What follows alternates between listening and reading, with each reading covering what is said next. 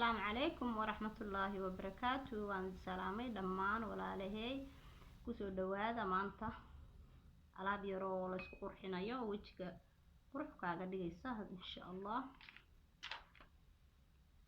waxay ka kooban tahay caano yogurt oo taqaaniin waa ujeedin kareemka neefo ku qoran tahay neefo cream waa aragtiin malayna iyo qasilka originalka dad heli karto inuu kaasa fiican. haddana waan isku dardarsanaynaa daawasho wacan.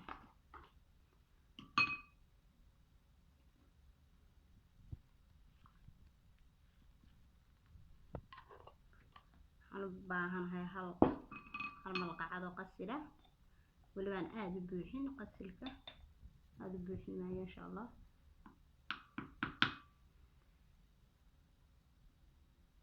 malqacad كريم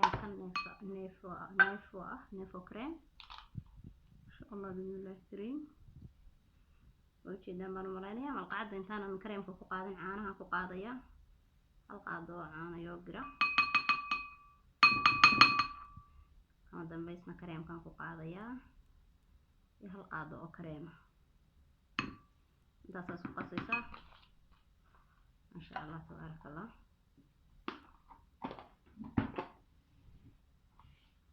dad u baahato ay ka yaraado ka qalqoyaanka aan kugu filay wax yar caana halka igu jira caana yar baad ku darsanaysaa dacalacala qoyaanku kugu filaan waayo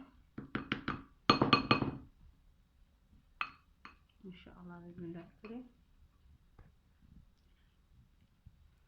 asaas ugu qasee asoo dhex gelinay weli caana yar baan u baahanahay insha Allah.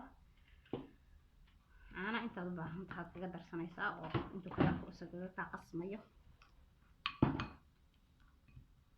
كقسل كأوريجينال ملقعة كريمة ملقعة قسلة هي هالملقعة كريم خنيفو. أنا حنشعلها هاي واد شلعسان كرتا لكن أنا أضيق عن شعلها ما دام أنا مرسنة أضيق عن شعلها ما تشعلي ما تشعلي هذه بيها ما تشعلي مثلا أنا أساسا في مرسنة waad kaysan kartaa hadaad u baahan tahay. caanaha yogurku aad ay u fiican yihiin markasta lagu darsado wax kasta aad wajiga marsanaysa inaad ku darsato way fiican tahay. marka waa kaasa in hadda alaabtaasna isku qabana insha Allah idinkana ka faa'iideysta. assalaamu calaykum waraxmatullaahi wabarakaatuh.